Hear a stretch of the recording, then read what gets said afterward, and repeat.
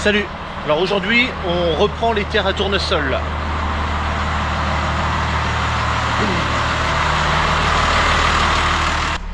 Ça se fait avec le petit vibro et le New Holland, évidemment. Une ou deux bricoles sur le New Holland, on va en parler quand je serai rendu dans la parcelle. Ok, donc je suis arrivé dans le champ. Donc la parcelle, c'est celle-ci, elle fait 26 hectares. Alors je suis arrivé un petit peu plus loin à travailler, hein. On voit d'ailleurs les traces de roues là quand j'ai débauché hier soir. Une ou deux bricoles. J'en ai parlé, je sais plus si c'est dans une vidéo. Cette lampe là, donc elle est éteinte. J'avais dit que je voulais mettre un bouton par là ou par là. Finalement on a mis le bouton ici. Donc là il est éteint, la lampe est éteinte. Et si tac j'allume, la lampe est allumée. Et là je l'éteins. Voilà, c'est mieux parce qu'en pleine journée ça n'a pas besoin d'être allumé. Sur le Deutz, il y a une lampe rouge pareille, mais il y a un interrupteur pour l'allumer et l'éteindre. Interrupteur dans le Deutz qui ne sert absolument à rien. Pourquoi? Parce que autant dans le New Holland, la lumière s'allume dès qu'on met le contact, alors que dans le Deutz, elle s'allume seulement quand on met au moins les veilleuses. Donc si tu mets les veilleuses, ben, c'est qu'il commence à faire sombre, donc potentiellement tu as besoin de la lumière. Bon, il y a un interrupteur, c'est bien, si jamais tu n'en as pas besoin, tu l'éteins, mais il y a moins d'utilité, je trouve. Deuxième chose, c'est l'installation du GPS AT2 de chez FJ Dynamics. Le AT2 là, c'est celui que j'avais, tu as pu le voir, dans la moissonneuse. En fait, ce GPS là, il va se balader entre la moissonneuse et le New Holland, ce tracteur là. Alors, il y a quelques changements. Alors déjà, c'est pas du tout le même écran que celui que j'ai dans le Deutz. L'intégration a été faite. Alors on peut voir des fils là, mais en fait tous ces fils là, ce sont les fils du support Amazon. Ici, ce sont pas les fils du GPS. Les fils du GPS, ils sont planqués. Ça c'en est un là, mais c'est tout, le noir là. D'ailleurs, je pourrais l'attacher un peu mieux que ça. Voilà, le coupe-batterie, il est là, derrière la CB. Il se voit pas.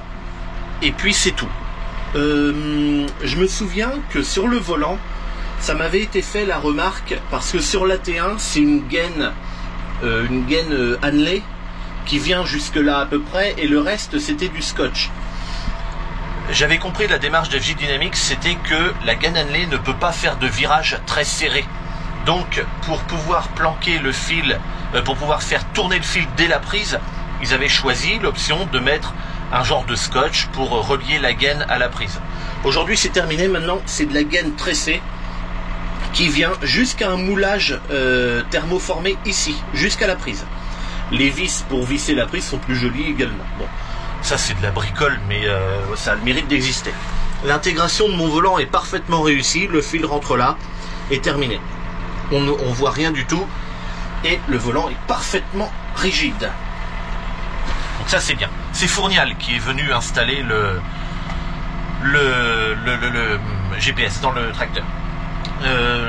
J'ai fait le choix d'avoir deux faisceaux et deux volants électriques, c'est-à-dire que pour passer le GPS de la moissonneuse au tracteur, j'ai juste l'antenne sur le toit qui est aimantée. J'ai choisi de l'avoir via un aimant parce que moi je trouve que c'est plus pratique. Donc j'ai l'antenne à déplacer et à mettre sur la moissonneuse et l'écran. Je débranche les deux, il y a deux prises arrière, je les débranche, je les fous dans la moissonneuse, terminé. Voilà, j'ai que ça à faire. J'ai pas besoin d'enlever le volant, j'ai pas besoin de rien faire. Ça c'est quelque chose que je trouve ultra chiant et j'avais pas envie de le faire. Donc c'est pour ça que ce volant il restera à demeure dans ce tracteur. Et puis c'est à peu près tout. Le problème de boîte de vitesse semble réglé. Je suis en train d'ouvrir en même temps. Je suis en train d'ouvrir en même temps mon outil. Hop, il fait bon dehors aujourd'hui. Allez, ça s'ouvre tout seul. Sur l'outil, je vais descendre. Il y a 2-3 nouveautés aussi par rapport. Enfin, nouveautés. 2-3 modifications par rapport à l'année dernière. On va voir ça tout de suite. J'attends qu'il se déplie.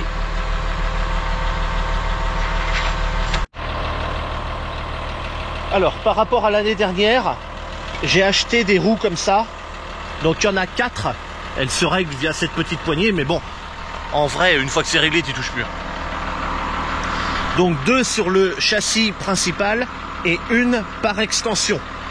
J'ai fait le choix de les mettre tout au bout. C'est fait exprès. Quoi d'autre? Ouais, j'avais dit que ce serait peint ça. Et ben, j'ai pas... Pour être honnête, j'aurais eu le temps de le faire cet hiver et tout, mais il y a tout le temps quelque chose qui a fait que je l'ai pas fait.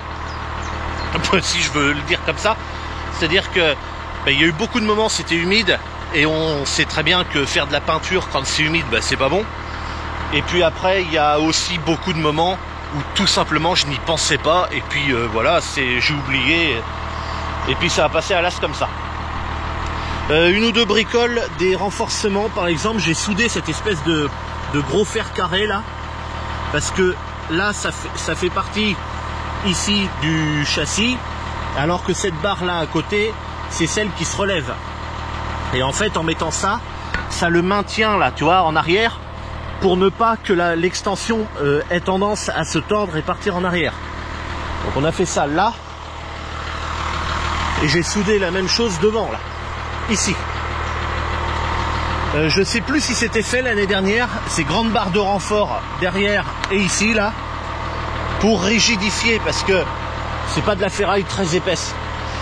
Et je rappelle que les 2 extensions là, c'est pas d'origine. Normalement, ce vibro là, il s'arrête là. Il fait que ça, et c'est l'ancien propriétaire qui avait bricolé ça, il a très bien travaillé d'ailleurs au demeurant, qui avait, avec un autre vibro, qui avait bricolé des extensions pour faire qu'il fasse 6 mètres de large. Bon, c'est à peu près tout. C'est déjà pas mal. On peut aller voir. Tiens, ben ça c'est le boulot que j'ai fait hier, on a qu'à y aller y voir. Ok, donc là je travaille un rang sur 2. Ça c'est le travail, le labour. Il y a des zones un peu plus humides. On verra ça tout à l'heure parce que là j'ai le soleil en pleine tronche, et puis vu depuis le tracteur on le voit un peu mieux. Il y a des zones brunes et puis des zones plus claires. C'est des veines de terre en fait qui sont un peu plus humides que le reste.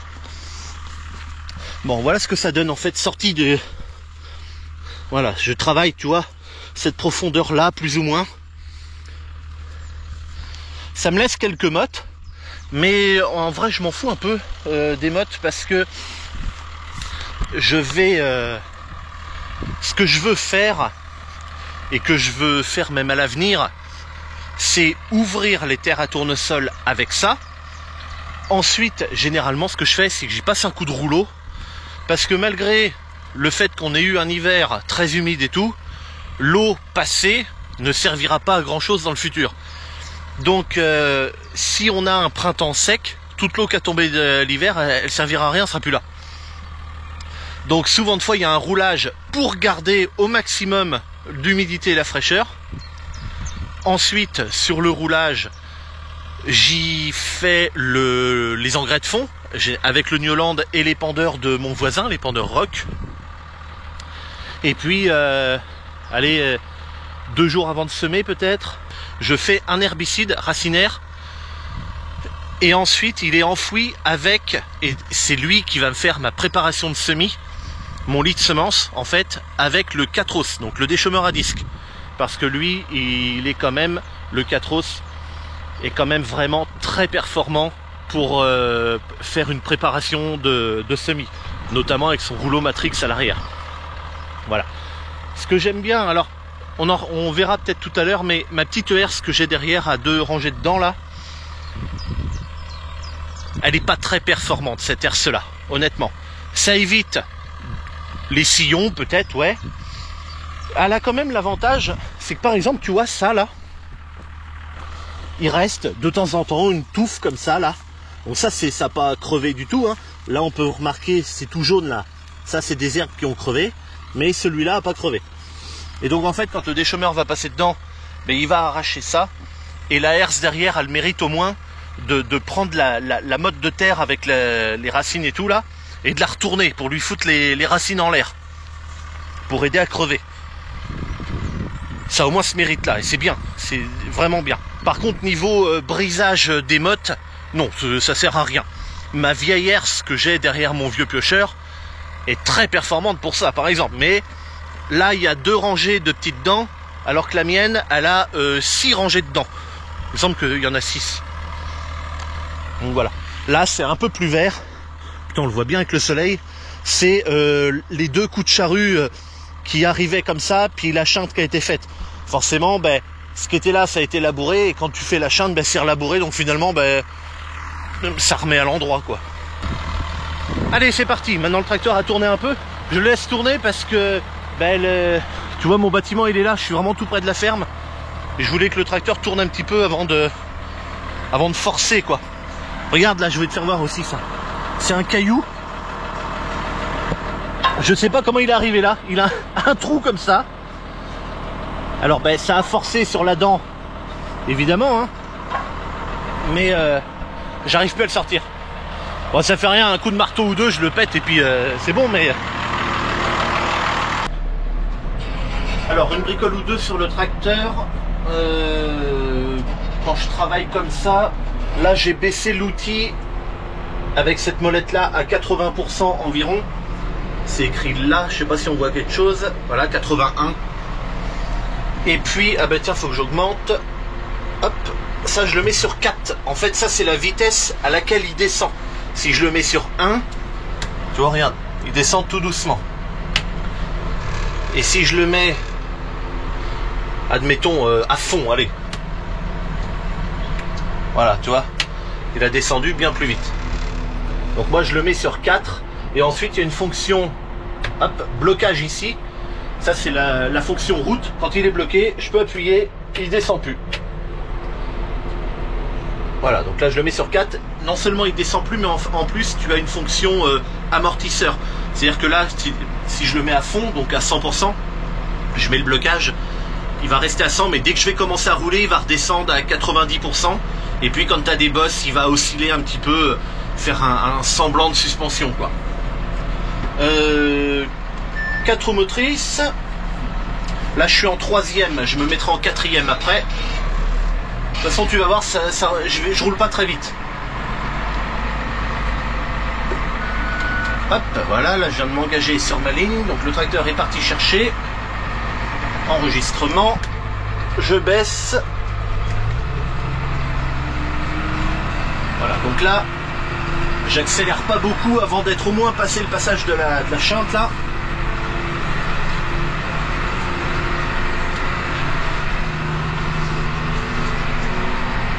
Allez, 4e. Ok, donc là je roule entre 5,5 et 6 km/h. Je trouve que c'est une bonne vitesse pour 2 raisons. La première, c'est que c'est des dents pour mon vibro qui sont un peu fragiles. Et vu qu'il a énormément plu, machin, j'ai peur que si je roule plus vite, je casse des dents. Donc voilà, ça, ce genre de dents, tu en casses toujours, hein. 1, 2, 3, voilà, bon. Mais moins j'en casse, mieux ça vaut pour moi en tout cas. Ça c'est la première des choses. Et puis, bah regarde, enfin attends, si j'ouvre un peu le tracteur.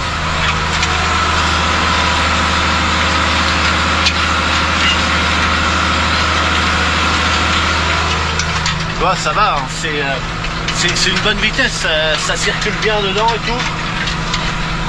Donc bon, alors attends, je vais fermer. Je vais fermer parce que regarde, tu vois tous les petits trucs noirs là, je sais pas si ça se voit bien, mais c'est rempli de moucherons. Ah putain, j'en ai à l'intérieur de la cabine aussi un petit peu. Bon, il y a presque rien. Donc ça va. Donc voilà, entre 5 et 6 km/h, ça me fait du 1550 tours moteur en 4e. Et puis c'est bien. Mais ça fait vraiment du bon boulot. Là, le tracteur me donne, me donne une vitesse en km/h qui est totalement fausse, simplement parce que le radar est démonté et il a été envoyé à ma concession qui va l'envoyer chez Minelec, c'est une société qui répare de l'électronique. Ils doivent être en Bretagne, il me semble. Et ben, Minelec, pour l'instant, j'ai pas encore de nouvelles, mais ils vont faire un devis pour le réparer. En fait, si tu veux, Des fois tu roules, il t'indique 0 km/h, après il t'indique 60 km/h, après il t'indique la bonne vitesse, après il monte, il redescend, enfin il fait n'importe quoi. Donc là il est démonté. Mais j'ai toujours une prise de mesure de la vitesse par la transmission, comme n'importe quel tracteur. Mais en fait, si tu veux, quand il m'indique pas la bonne vitesse parce que quand tu as le radar, tu dois renseigner dans l'ordinateur de bord une certaine donnée, une valeur, je sais plus. Papa le sait d'ailleurs, enfin, je crois que c'est écrit dans la notice d'utilisation, papa l'avait écrit au crayon. Et quand tu enlèves le radar, tu dois changer cette valeur-là pour que ça indique la bonne vitesse. Je l'ai pas fait. Je l'ai pas fait parce que j'en ai pas besoin. Donc là, hop, je repasse en troisième parce que j'arrive à ma limite. Et puis souvent de fois, si tu veux, c'est que ça fait un bourrelet. Et un bourrelet de terre. Et j'ai pas envie que ça force sur les dents. Voilà. Donc alors attends, on va reprendre un passage sur deux. Hop. Là, j'active le GPS. Donc là, il est parti rechoper sa ligne. Pendant ce temps-là, je baisse. J'attends, tu vois, le bourrelet de terre là. J'attends qu'il passe dedans. Voilà, tu vois, regarde ça, ça fait remonter un peu la terre. Voilà, et maintenant que c'est fait, hop, je repasse en quatrième. Voilà, rate ça un peu comme ça. Regarde ça derrière, comme ça fait du bon boulot. Ça va bien, hein. Et puis pour récupérer ma vitesse de à peine 6 km/h. Voilà. Cette vitesse me convient bien. Me convient bien. Et je sais plus ce que je disais. Oui, j'ai pas besoin d'avoir la vitesse du tracteur en km/h. Pourquoi? Parce que la vitesse je l'ai avec le GPS. Donc je me suis dit que c'était pas nécessaire de changer la valeur. Si j'avais pas eu de GPS dedans, ouais, peut-être que j'aurais changé la valeur le temps que je récupère mon radar, et puis voilà. Mais là, ça sert à rien. Je préfère, moi ce qui m'intéresse, c'est le régime moteur. Alors, tu vois, là-bas, il y a un groupe de marcheurs. Alors, je sais pas ce qu'ils font, ils s'arrêtent de temps en temps, après ils regardent. Alors, ils me regardent pas, là, ils sont dos à moi, mais alors, est-ce qu'ils regardent des arbres ou des... Ouais, ça se trouve c'est ça, et peut-être qu'ils s'arrêtent à des arbres, et puis ils ont peut-être un guide Romain qui leur explique, voilà, ça c'est telle variété d'arbres, machin, bon, j'en sais rien. Sauf que ils sont arrivés, tu vois, derrière mon champ qui est labouré, derrière il y a du vert, là. Le vert qui est là-bas, et puis après tu as un bois. Le vert qui est là-bas, c'est un champ de blé, qui est à moi aussi. Et le long, il y a un chemin, et ils sont arrivés le long de ce chemin. Le truc, c'est que ce chemin là-bas, je le sais, il est bouché. Et juste après, il y a un village. Et j'ai peur, j'espère que non, mais j'ai bien peur qu'ils aient traversé mon champ de blé à pied. Ce qui est interdit, hein, les champs sont des propriétés privées et vous n'avez pas le droit d'aller dedans. Après, si entre mon champ de blé, enfin sur le côté de mon champ de blé, j'ai également mon voisin qui a mis un grillage parce que de l'autre côté il y a un pré, il met des vaches dedans. S'ils ont longé le grillage, en vrai ça me dérange pas, c'est pas grave, tu peux passer et puis c'est bon. Mais j'espère qu'ils n'ont pas coupé en travers quand même. Bon, après je les connais pas, je sais pas qui c'est, ça se trouve ils sont même pas d'ici, hein. Ça se trouve ils sont venus en bagnole là, puis ils font tout un tour, après ils repartent. Mais bon, j'espère qu'ils ont pas... J'espère qu'ils n'ont pas coupé à travers. Ou alors à la rigueur, allez, ils prennent un passage de traitement, ils marchent dedans. Allez, si c'est ça, je dis rien parce que ils font l'effort de prendre les passages de traitement pour pas abîmer. Donc à ce moment-là, allez, bon, c'est pas grave, je dis rien et c'est bon. Mais bon, je sais que entre le village et le chemin bouché, c'est en travers et ça suit pas du tout les passages de traitement. Si tu veux suivre les passages, tu peux, il faut contourner un peu, il faut suivre les passages, quoi. Mais on verra bien. J'espère que je m'inquiète pour rien. J'espère. Bon, ça fait toujours sinon du très bon travail derrière.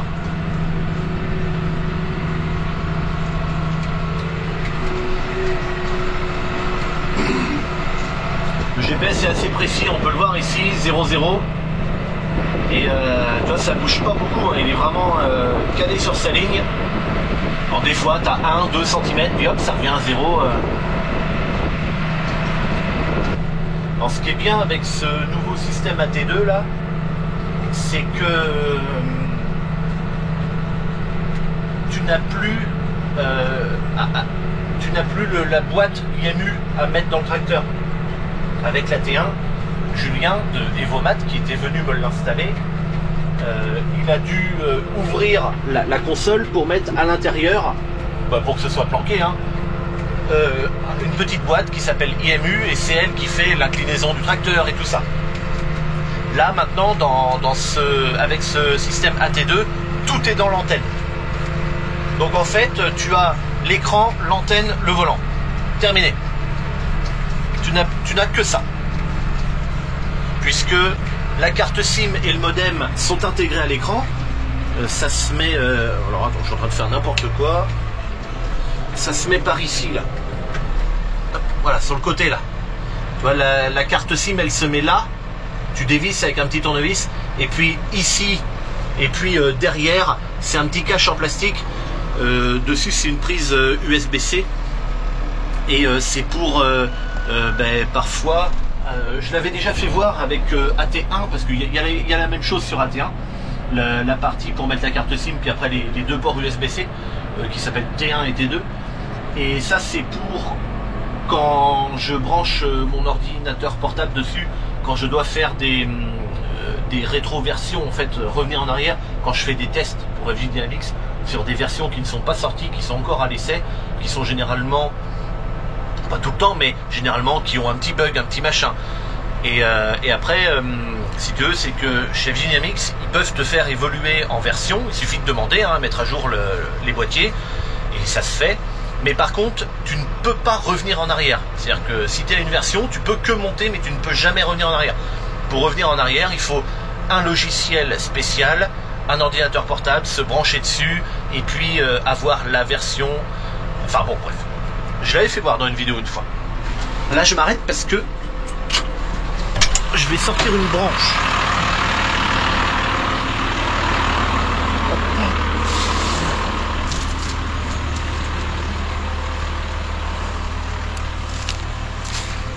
Allez, mets-toi là, saloperie.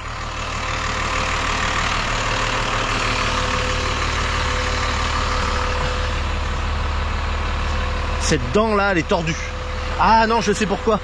Elle a été ressoudée, c'est pour ça. Elle a été ressoudée. J'en ai 2-3 comme ça qui ont été ressoudées.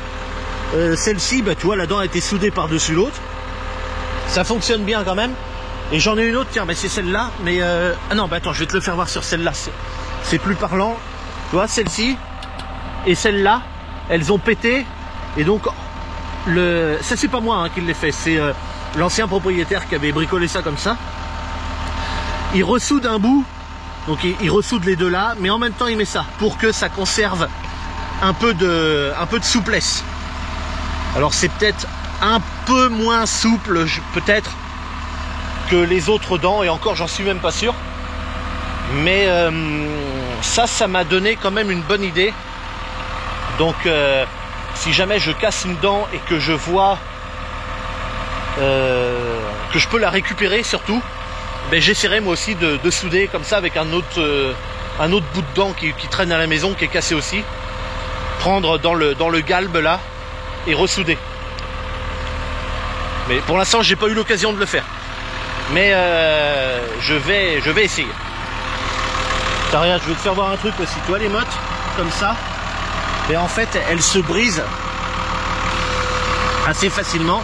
Pourquoi? Ben parce que il y a de la fraîcheur dans le sol.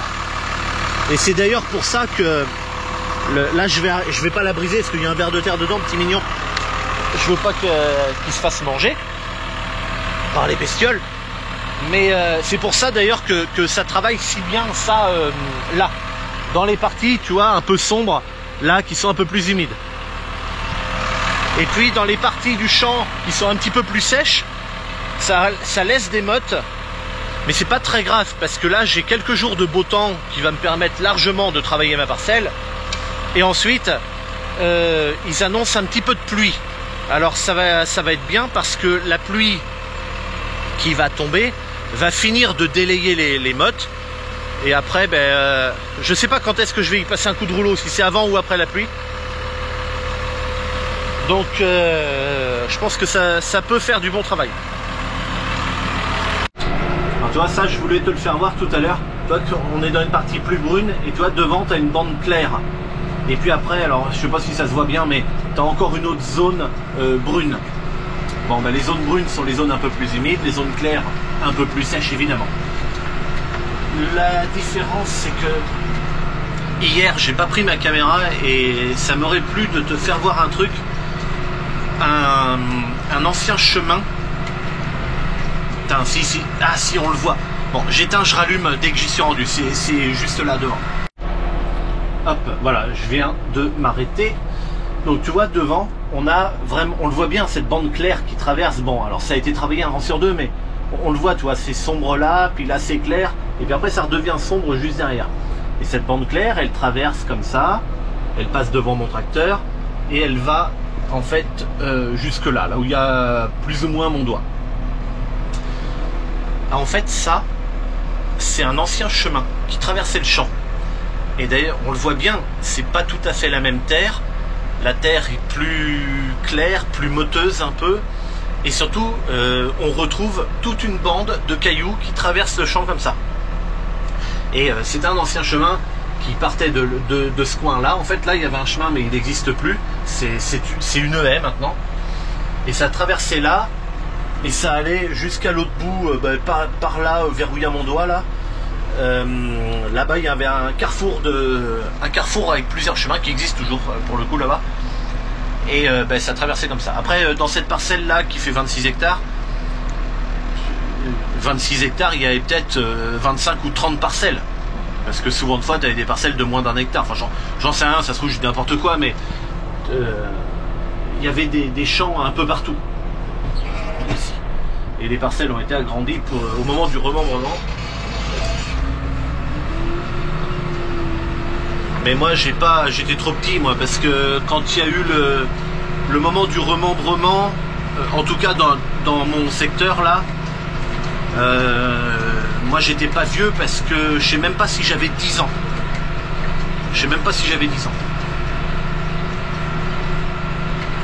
Parce que je me rappelle, on avait un tractopelle, papa avait fait toute une partie du remembrement avec le tractopelle, et c'était pas celui-là, c'en était un autre, c'était un casillage qu'on avait.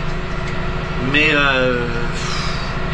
je m'en rappelle presque pas de ce tracto, et je m'en rappelle presque pas. Voilà.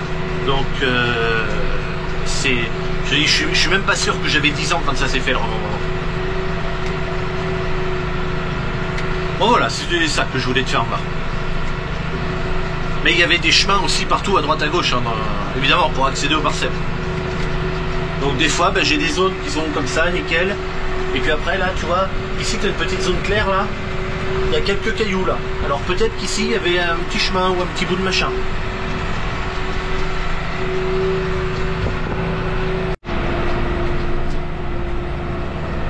Alors il semblerait aussi que le problème de la boîte de vitesse soit résolu.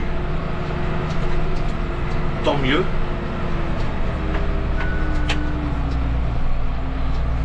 Tu vois, je fais exprès de temps en temps. Là, vu que je travaille une ligne sur deux, j'ai pas besoin de faire de marche arrière. Et de temps en temps, alors je l'ai fait surtout hier que j'avais pas la caméra, parce que j'étais plus libre de mes mains et de mes mouvements. Mais je l'ai fait surtout hier. Même que je travaillais une bande sur deux, je faisais exprès. Alors je perdais du temps parce que je peux tourner comme ça, mais je perdais du temps et je faisais exprès de faire. J'arrivais, je faisais une marche arrière qui servait à rien et je repartais en marche avant. Tout ça pour faire des marches arrière, des marches avant au tracteur. Et je n'ai plus aucun problème, en tout cas jusqu'à maintenant, de boîte de vitesse. Là j'arrive, tu vois, c'est là où il y a eu le virage avec la charrue. Donc il y a des bosses, des trous. Donc je ralentis un peu quand même parce que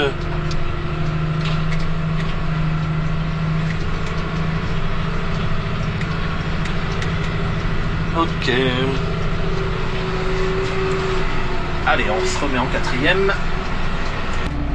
J'ai quasiment fini la parcelle. Enfin, non, j'ai pas du tout fini. Je suis quasiment rendu au bout, c'est ça que je veux dire. Parce qu'après, il faut que je reparte dans l'autre sens. Bon, ça y est, j'ai commencé, j'ai terminé, j'ai commencé à remonter maintenant. Regarde ça comme c'est plaisant quand le champ est travaillé comme ça, là, par rapport à ce qui n'est pas fait encore, là. Là, c'est plaisant, là. Tu vois, avant de partir cet après-midi, là, il faudra que je nettoie mes vitres, parce que c'est quand même pas génial, génial, mon truc, là. Ça fait un voile blanc, c'est assez désagréable. Mais, ouais, c'est satisfaisant quand même, hein, quand... Maintenant, il y a une petite bergeronnette qui est là.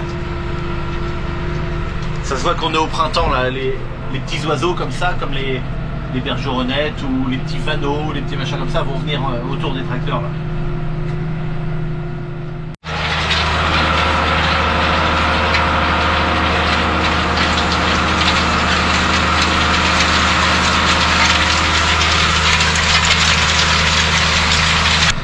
Bien, ça fait du bon boulot. Là on voit bien la différence de couleur, on est l'après-midi maintenant. Là il est 15h10. J'ai pas nettoyé les vitres du tracteur parce qu'en fait il y a eu un imprévu et je recommence à travailler que maintenant là. Et en fait nettoyer les vitres ça m'a sorti de la tête. Donc ça fait rien, je le ferai demain si j'y pense. Et puis voilà. Bon. Ben ça se passe très bien. Ma petite herse là derrière, bon ben je le vois de temps en temps, elle casse quelques mottes, mais là où elle n'est pas dénuée d'intérêt, c'est quand même que quand il y a des petites touffes de terre, elle arrive à me les retourner pour foutre les racines en l'air et ça c'est bien quand même. Ah, il y a un caillou coincé là-bas dedans, dans l'herse là justement là-bas.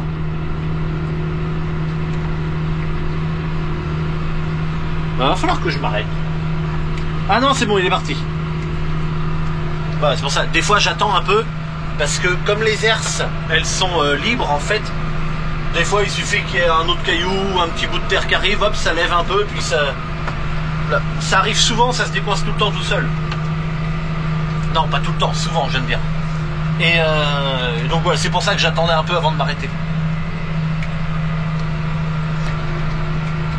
Il n'y a pas un pet de vent, c'est agréable aujourd'hui hein, d'être dehors. Hein. Là je suis en t-shirt et en short évidemment. Mais c'est vraiment agréable, il n'y a pas du tout de vent. D'ailleurs toutes les éoliennes, il n'y en a pas une qui tourne. Ah si, il y en a une au fond là-bas qui tourne. Mais sinon de toute façon toutes les autres sont arrêtées. Donc c'est très bien. Allez, c'est mon dernier passage le long de la route. Alors effectivement la caméra augmente la lumière. En vrai il fait plus nuit que ce que tu vois dans la caméra. Donc là j'ai passé le GPS en mode nuit et j'ai baissé la luminosité. Voilà, là tu peux te rendre compte qu'il fait nuit, tu vois, c'est l'effet de la petite lumière rouge. Voilà, tu vois, là j'éteins, là je l'allume. Et là derrière, voilà, hein, si j'éteins les phares, tu vois, là il commence vraiment à faire nuit. Il est 8h moins 20. Ça va, il n'est pas non plus super tard. C'est ma dernière passée, j'ai terminé.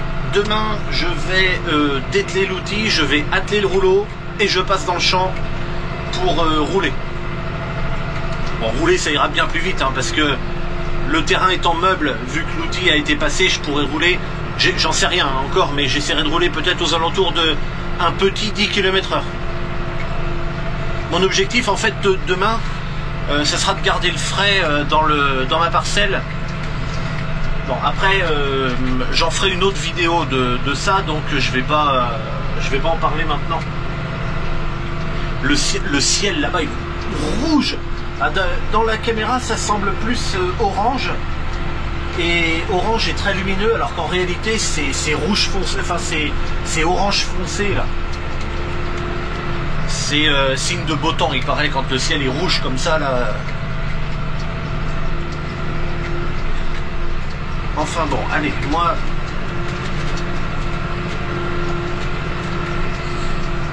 je termine, il me reste plus que quelques centaines de mètres. Ouais, il reste encore 250 ou 300 mètres.